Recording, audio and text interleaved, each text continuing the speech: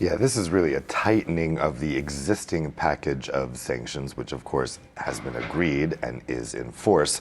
But it's a continuing process of adding different names, tightening sanctions, adding new types of economic activity to the list. So one of the issues that will be discussed today is adding gold, the trade in gold to the list. According to a draft that's been circulating, it appears that actually there's going to be a kind of loophole introduced here in which actually trading gold jewelry would be allowed, but trading gold in powder form or more pure form wouldn't be allowed.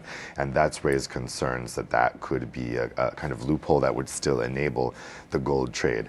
So we're really in the very technical phases of this right now, where they're looking at how to really implement what's been agreed at high level here in terms of getting down to the technicalities and making sure that these sanctions can't be bypassed.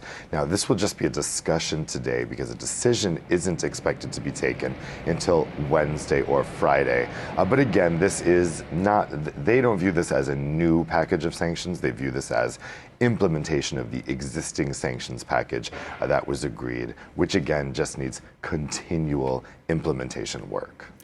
And Dave, foreign ministers meeting there in Brussels, they'll be talking to the Ukrainian foreign minister who'll be joining them by phone. Where are we now with regard to EU support for Kyiv's bid to join the bloc?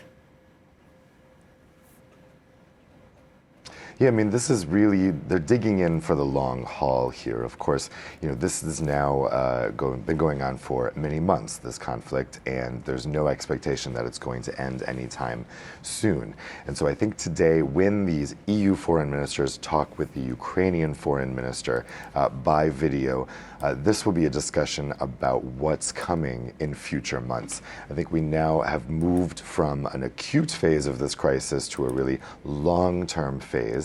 And that's the difficult situation where EU foreign ministers and EU politicians find themselves in now, because there is a kind of fatigue you can see among the public with the support for Ukraine. Of course, support for Ukraine remains high, but the issue is now kind of falling down the list of priorities as it drags on longer and longer. So the difficult thing for EU foreign ministers is to know how they can support Ukraine now that we're looking at kind of a long-term timescale. And these meetings, which are regular meetings of EU foreign affairs ministers, you can see actually in the agendas, as months have gone by, that Ukraine is still a hugely important issue, but it doesn't represent the kind of acute crisis that we saw in previous months. And foreign ministers will be talking about other issues today, including relations with the Caribbean, because there are, of course, other things to talk about other than Ukraine. But I think that when they talk to Ukraine's foreign minister, the emphasis will be on the coming months and kind of thinking about this really in the long term, moving on from the acute phase of the crisis. A busy agenda then, Dave.